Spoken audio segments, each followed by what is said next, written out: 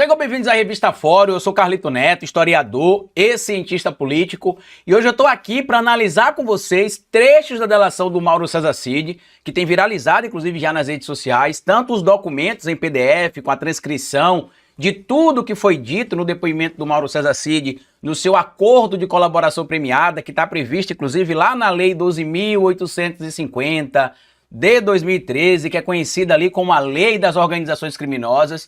E alguns detalhes extremamente importantes vieram à tona. O primeiro, que inclusive se você já assistiu os depoimentos, que os vídeos já estão nas redes sociais inclusive, vocês vão ver que não tem nenhum tipo de ameaça ao Mauro Cid, que ele foi obrigado a falar aquilo que os magistrados queriam. Ao contrário, o que se viu ali foi um clima completamente tranquilo, de respeito inclusive com o indivíduo que tinha feito a colaboração, sem nenhum tipo de humilhação. Eu até vi agora há pouco a Folha de São Paulo publicando o seguinte: Xandão, na verdade, Alexandre de Moraes ameaça Cid em depoimento.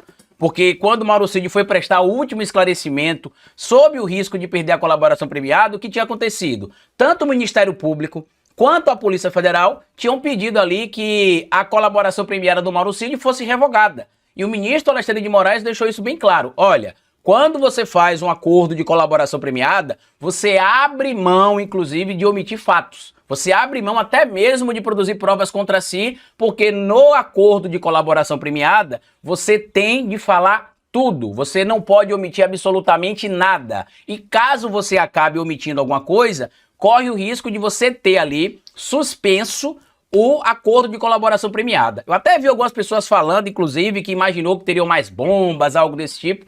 Eu não tinha muita expectativa em relação à colaboração premiada do Mauro Cid, não, porque tudo que a gente já sabia publicamente é o que está na colaboração, só que alguns fatos novos sim chamaram a atenção. A primeira, que o Fábio Van Garten, que fez parte da equipe de advogados do Bolsonaro, teria pressionado a família do Mauro Cid para poder acessar informações da delação premiada. A gente já sabia que o Braga Neto teria feito isso, por isso, inclusive, que o Braga Neto foi preso. Se entendeu ali que, naquela altura, isso ainda no ano passado, que ele se enquadrava no que estabelece o artigo 312 do Código de Processo Penal, quando se pede ali a prisão preventiva de alguém. Também se entendeu que ele estaria violando o que estabelece o artigo 2º, parágrafo 1º da Lei das Organizações Criminosas, né, que é a famosa obstrução de justiça. E na delação do Mauro Cid, inclusive eu vou ler aqui para vocês um trecho, né, que é a delação que foi a delação do Cid na data do dia 5 de dezembro. Ao ser indagado ali se alguém teria procurado ele para saber detalhes sobre a colaboração premiada, ele confirma que sim, que o Walter Souza Braga Neto, o general Braga Neto, teria procurado a família dele e também trouxe o nome do Fábio Van Garten, que foi secretário de comunicação do governo do Bolsonaro e que integrou a equipe também de advogados do Bolsonaro. Hoje eu acho que ele não está mais, inclusive, na equipe, né? A equipe foi praticamente toda reformulada. A gente tem ali dentro da equipe ainda o Paulo Amador Bueno, agora o Celso Vilardi, que comanda ali a equipe de defesa. E na página 3 da delação, tá aqui o trecho que a gente vai comentar aqui agora.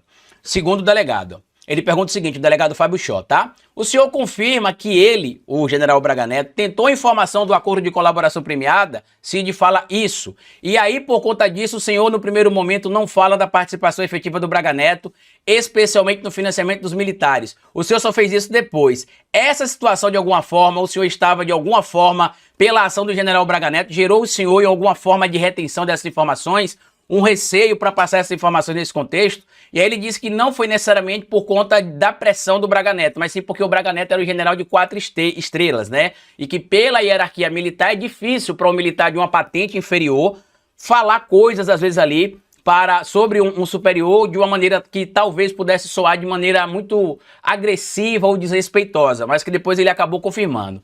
Quem foram as outras pessoas que também tentaram obter essas informações do acordo de colaboração premiada? Ou intermediários ou terceiros. E aí ele fala, isso, outros que tentaram fazer contato com o meu pai foi o Fábio Van Garten. Ele tentou até ligar para minha esposa também. Eu acho que para saber o que eu tinha falado.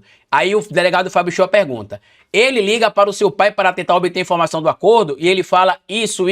E o delegado fala, por telefone, também por telefone? E o Mauro Cid fala, para entender o que eu tinha falado. Se o que eu tinha falado estava funcionando ali no acordo de colaboração premiada. E aí tem um outro material que muita gente não tem dado espaço, eu gravei vídeo no canal Historiador, mas vou citar isso aqui primeiro na revista Fórum. Acredito que vai ser o primeiro veículo da mídia a divulgar o envolvimento de um repórter da CNN, segundo Mauro Cid, em conluio em tese com o Bolsonaro para produzir provas contra o ministro Alexandre de Moraes. Quem seria esse indivíduo? Um repórter da CNN Brasil, que a gente conhece aqui como o pupilo do Bolsonaro. Já fiz vídeo lá no canal Historiador e aqui na revista Fórum também, onde a gente mostra, né, que é o Leandro Magalhães. É uma entrevista, inclusive, que o Bolsonaro deu em 2023 para um veículo aqui, 2022, na verdade, para um veículo aqui do Nordeste.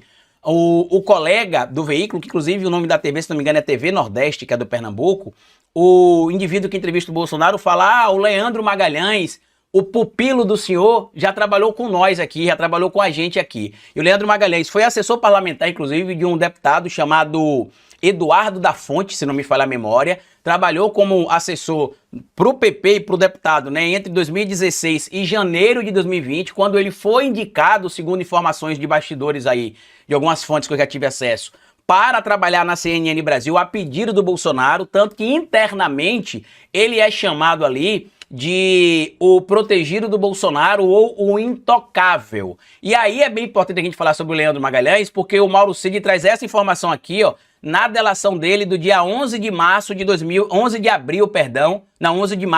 de 2024. Ele traz o seguinte aqui, ó.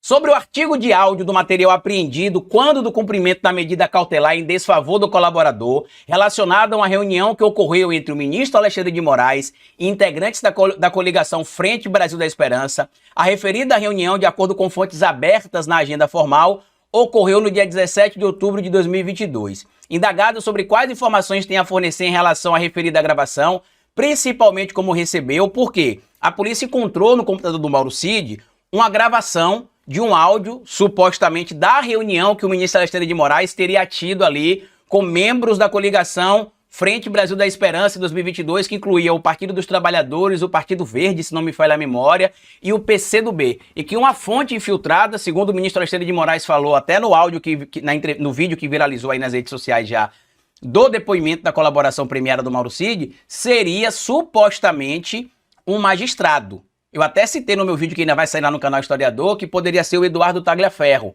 Mas, na verdade, segundo o próprio ministro Alexandre de Moraes, seria, em tese, um juiz, um magistrado ali dos tantos que tem ali de suporte para os ministros do STF e do TSE naquela altura, que ele teria supostamente gravado e vazado esse material, só que não dizia nada do que o repórter teria citado. E aí, a polícia perguntou, como é que você conseguiu esse material dessa gravação de uma reunião que teve entre o ministro Alexandre de Moraes e os membros da coligação Frente Brasil da Esperança? Quem é que passou isso para você? E aí ele diz aqui, ó, só para vocês entenderem. Ó.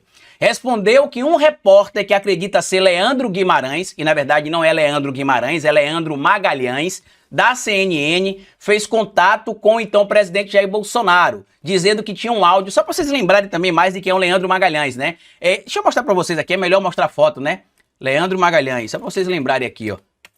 É o repórter que divulgou com exclusividade aqueles vídeos. É esse repórter aqui, ó. Tá? É este rapazinho aqui, ó. Inclusive, ele consegue com frequência exclusivas com o Bolsonaro. Só ele entrevista o Bolsonaro, né? Raramente outra pessoa entrevista o Bolsonaro. E o que é que aconteceu aqui, segundo o Mauro Cid? Ele teria procurado o Bolsonaro para dizer que tinha recebido a gravação desse áudio. Olha só, meus amigos. Olha o que o Mauro Cid disse ali, ó. Que ele fez contato com o então presidente Jair Bolsonaro, dizendo que tinha um áudio de uma reunião que uma fonte passou para ele e que o ministro Alexandre de Moraes dizia que iria fechar as mídias de direita, rádios, televisões de direita, que eles estavam analisando para verificar se realmente aquilo poderia dar matéria ou não poderia dar em alguma coisa. Que depois de um tempo, não se lembrando o período temporal exatamente, o referido repórter entregou pessoalmente ao colaborador, ou seja, ao Mauro Cid, a gravação em um pendrive, que o colaborador ouviu a matéria, o conteúdo que estava presente no pendrive que ele entregou para o Mauro Cid, e que o próprio repórter já tinha dito que não tinha nada. Que o colaborador em seguida disse ao então presidente que não tinha nada aqui. E que Jair Bolsonaro disse, então tá. Então, em seguida, o Bolsonaro teria falado o seguinte, passa para quem você quiser aí, passa para o Leandro, passa para o pessoal aí, que então ele foi e encaminhou para o Rodrigo Constantino, para o Paulo Figueiredo e para a Jovem Pan, porque ele disse que na Jovem Pan na época, inclusive que ele se recorda, tá aqui ó, tinha dito que a Jovem Pan era o grande foco. Vocês entenderam, meu amigo? O nível do aparelhamento que a extrema-direita brasileira conseguiu ter aqui no nosso país. Hoje, inclusive, o Leandro Magalhães ainda é âncora da CNN Brasil. Tanto que algumas entrevistas exclusivas que o Bolsonaro deu recentemente foi para o programa do Leandro Magalhães, que, como eu disse, é citado dentro da CNN Brasil como o intocável e que tem ligação com o PP, tanto que ele escondeu do histórico dele. Se você entrar, por exemplo, lá no link ID dele, ele não fala que ele foi assessor, por exemplo, do deputado Eduardo da Fonte, do PP do Pernambuco. Ele não fala isso, ele foi assessor de 2016 a janeiro de 2020, quando saiu, evidentemente, para ir trabalhar na CNN Brasil e está lá até hoje como o pupilo do Bolsonaro. Quando a gente fala para vocês que o que o presidente Lula enfrentou em 2022 foi muito pesado e mesmo assim venceu, muita gente não consegue entender.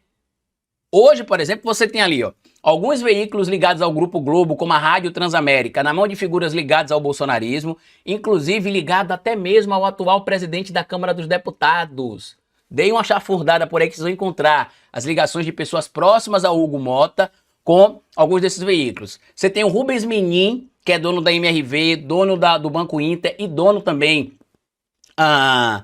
da CNN Brasil, da Rádio Itatiaia. Tanto que se você entrar no canal da Rádio Itatiaia no YouTube, você só vê corte de vídeo de bolsonarista. É falas do Cleitinho todo dia, é falas do Nicolas Ferreira todo dia, é material do Bruno Engler, virou praticamente um veículo que é meio que porta-voz da extrema-direita brasileira.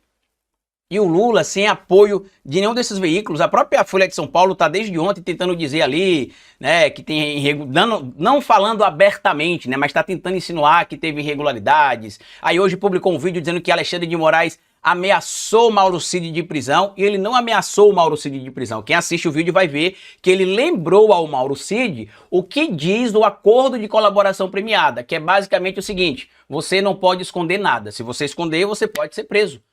Por quê? Porque o acordo de colaboração premiada é feito para que o colaborador fale tudo e não escolha o que ele acha que deve ou não falar. Ele precisa falar tudo. E aí, como a gente tem acompanhado, a situação se complicou. Muita gente quebrou a cara ao ver a delação do Mauro Cid, que não tem ameaça contra ele, não tem pressão. Quem acompanhou, inclusive, na época, os depoimentos da Operação Lava Jato e compara com os depoimentos agora da colaboração do Mauro Cid, vê claramente uma diferença no tratamento da figura. Da figura, como digo, figura humana.